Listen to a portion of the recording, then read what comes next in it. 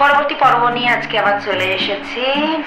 লেখক কথাটি বলছিলেন যে ভূত দেখার হলে তিনিই দেখবেন, তারপর থেকে পরবর্তী অংশ।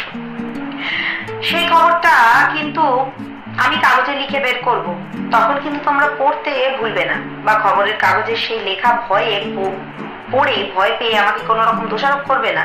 কেননা আমাদের এই খবরের কাগজের সাংবাদিকদের তো এটাই কাজ, কোনো ঘটনা কোথাও ঘটলে তার বিস্তারিত খবর নিয়ে সচক্ষে সেই ঘটনাকে বা ঘটনাস্থলকে দেখে তার রিপোর্টটা খবরের কাগজে ছবি সহ প্রকাশ করা। কি বুঝতে পারলে? আসলে যার যা কাজ তাতে তো সেটাই করতে হয়, তাকে তো সেটাই করতে হয়। বুঝলাম, ঠিক আছে লেখক মশাই, তুমি যখন বলছো এটাই তোমাদের কাজ, তখন আমরা এটা মেনে নিলাম আর অপেক্ষায় থাকলাম তোমার খবরের জন্য। যদি তোমার ভাগ্যে ভূত দেখা ঘটে।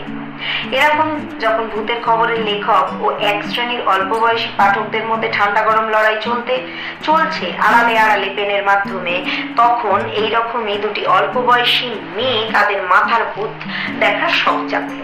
খবরের কাগজে খবরটা বেরোনোর পর ধীরে ধীরে তা পাঠক মহলে ছড়িয়ে পড়ে। আর ছড়াবেই বা না কেন? এ তো আর যেমন তেমন বিষয় না, একেবারে সাংঘাতিক বিষয়। আচমকা বাঘসিংহের সামনে পড়ার থেকেও সাংঘাতিক। বাঘ বা সিংহের সামনে পড়ে গেলেও বুদ্ধি খাটিয়ে বেঁচে ফিরে আসা যায়, কিন্তু ভূত কেউ জানে না যে ভূত দর্শন করে কেউ কি সুস্থ থেকেছে, কে জানে। যা হোক, সেই দুজন অল্প বয়সী মেয়ের নাম যাদের মৌসুমী ও রাখি, বেথুন স্কুলের ক্লাস 8-এর ছাত্রী তারা। মৌসুমী প্রথমে খবরটা পড়ে এবং স্কুলে এসেই ওই গল্পটা ক্লাসে বলতে শুরু করে দেয়। একে একে সবার মধ্যে গল্পটা ছড়িয়ে যায়।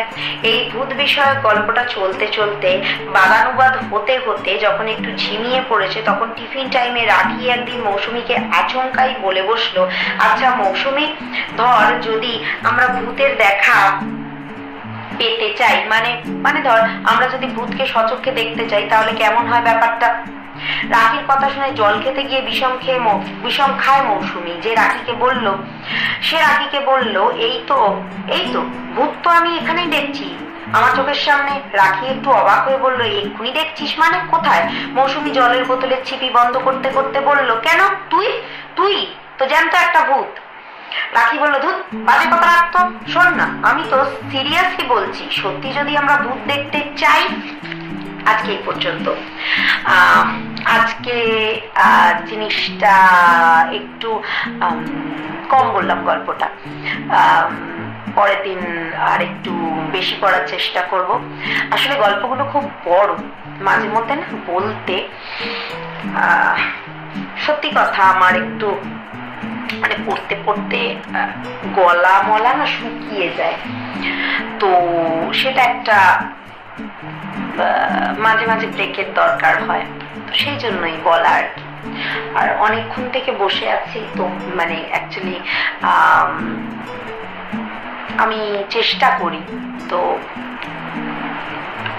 আজকের জন্য এইটুকুই। পরের দিন আবার পরবর্তী পর্ব নিয়ে চলে আসবো।